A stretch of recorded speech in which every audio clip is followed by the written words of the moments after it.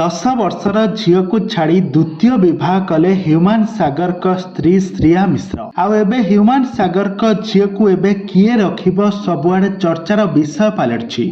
ତେବେ ଦର୍ଶକ ବନ୍ଧୁ, ଆପଣମାନେ ତ ସମସ୍ତେ ଜାଣିଥିବେ ହ୍ୟୁମାନ ସାଗର ହେଉଛନ୍ତି ସାରା ଓଡ଼ିଶାର ଜଣେ ସୁନାମଧନ୍ୟ କଣ୍ଠଶିଳ୍ପୀ। ତାଙ୍କ କଣ୍ଠରୁ ଆପଣମାନେ ବହୁତ ସାରା ସୁନ୍ଦର ସୁନ୍ଦର ଗୀତ ଶୁଣିଥିବେ। ସେ 2017 ମସିହାରେ ଶ୍ରିୟା ମିଶ୍ରଙ୍କୁ ଭଲ ପାଇ ବିବାହ କରିଥିଲେ। ହ୍ୟୁମାନ ସାଗର ହେଉଛନ୍ତି ଜଣେ ଖ୍ରୀଷ୍ଟିଆନ ଧର୍ମର ଲୋକ, କିନ୍ତୁ ଶ୍ରିୟା ମିଶ୍ର ହେଉଛନ୍ତି ଜଣେ ହିନ୍ଦୁ ଧର୍ମର ଲୋକ।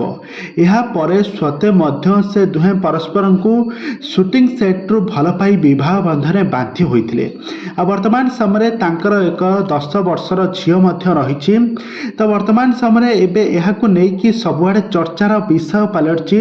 ଆଉ ଏବେ ଯାହା ଶୁଣିବା ପାଇଁ ମିଳୁଛି ହ୍ୟୁମାନ ସାଗରଙ୍କ ସ୍ତ୍ରୀ ଦ୍ୱିତୀୟ ବିବାହ କରିବା ପାଇଁ ଯାଉଛନ୍ତି। ତେବେ ଦର୍ଶକ ବନ୍ଧୁ, ହ୍ୟୁମାନ ସାଗରଙ୍କ ସ୍ତ୍ରୀ ଦ୍ୱିତୀୟ ବିବାହ କାହାକୁ କରିବେ ଆଉ କେବେ ବିବାହ କରିବେ, ଆଜି ଆସନ୍ତୁ ଏହି ଭିଡ଼ିଓ ମାଧ୍ୟମରେ ଜାଣିବା। ସେ କାହିଁକି ଏମିତି କଲେ, କାହିଁକି ତାଙ୍କ 10 ବର୍ଷର ଝିଅକୁ ଛାଡ଼ି ସେ ଦ୍ୱିତୀୟ ବିବାହ କରିଛନ୍ତି, ଆସନ୍ତୁ ଏହି ସମ୍ପୂର୍ଣ୍ଣ ବିବରଣୀ ଜାଣିବା। ହ୍ୟୁମାନ